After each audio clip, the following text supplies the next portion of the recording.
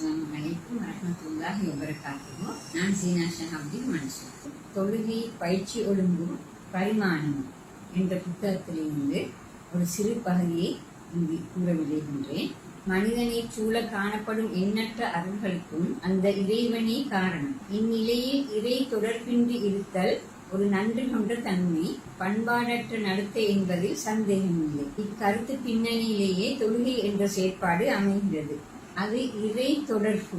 அந்த இறைவனை கண்களால் பார்க்க முடியாவிட்டாலும் அறிவால் பார்த்து ஆன்மாவால் உரையாடும் உன்னதமான சந்தர்ப்பமாக அது அமைகின்றது.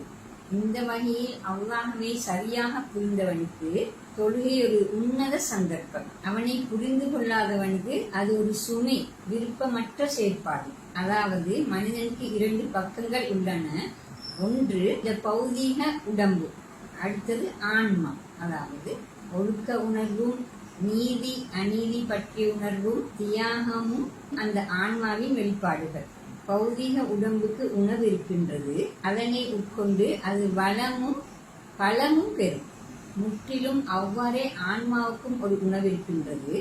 அதுவே இறை நினைவும் இறை தொடர்பும் ஆகும். அத்தொடர்பு இல்லாத போது மனிதன் ஒரு வெறுமையை உணர்கிறான். அவனது வாழ்வு ஒரு பிடிமானமற்று போகும். பௌதீக உலக தேவைகள் பூரணமாக நிறைவேறிய நாடுகள், சமூகங்களில் கூட மனிதர்களுக்கு மத்தியில் விரக்தியும் மன ஒடுக்கமும் தற்கொலை செயற்பாடுகளும் அதிகரித்துள்ளமையின் பின்னணியே இதுவாகும். இந்த ஆன்மீக தேவையையே, ஆன்மீக உணவையே தொழுகை தருகிறது. இந்த வகையில் தொழுகை என்பது மனித தேவை, அவனது ஆன்மாவின் தேவை. தொழுகை என்பதன் அடிப்படை கருத்து இந்த இரண்டு உண்மைகளுமே ஆகும். இக்கருத்தை அல் குர்ஆன் இரத்தின சுருக்கமாக கீழ்வருமாறு கூறுகிறது. சூரா அன்கபூத் 45வது வசனம்.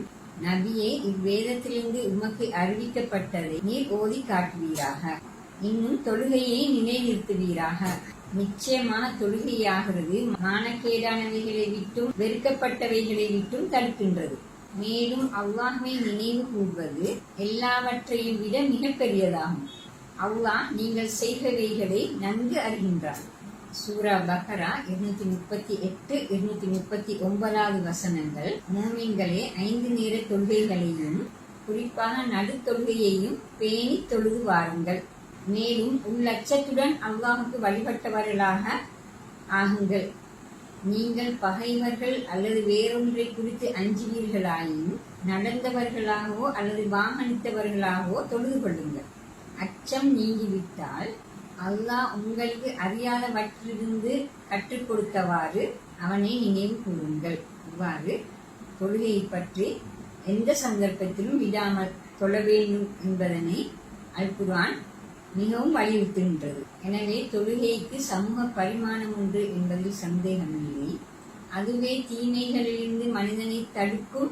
ஆனால் தொழுகையின் அடிப்படை பொருள் மனிதனை இறைவனோடு தொடர்பு படுத்தும் இறை ஞாபகத்தை ஊட்டலே அதன் அடிப்படை கருத்தாகும்.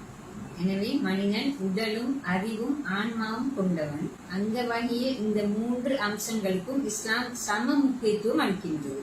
தொழுகையின் அமைப்பு இதற்கு சிறந்த உதாரணமாகும். தொழுகையை பற்றி சிறியதொரு பகுதியை குறிப்பிட்ட இந்த புத்தகத்திலிருந்து வழங்குகின்றேன்.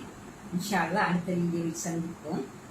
அஸ்ஸலாமு அலைக்கும் வரஹ்மத்துல்லாஹி வபரகாத்துஹு. ஜஸாக்குமுல்லாஹு கைரன்.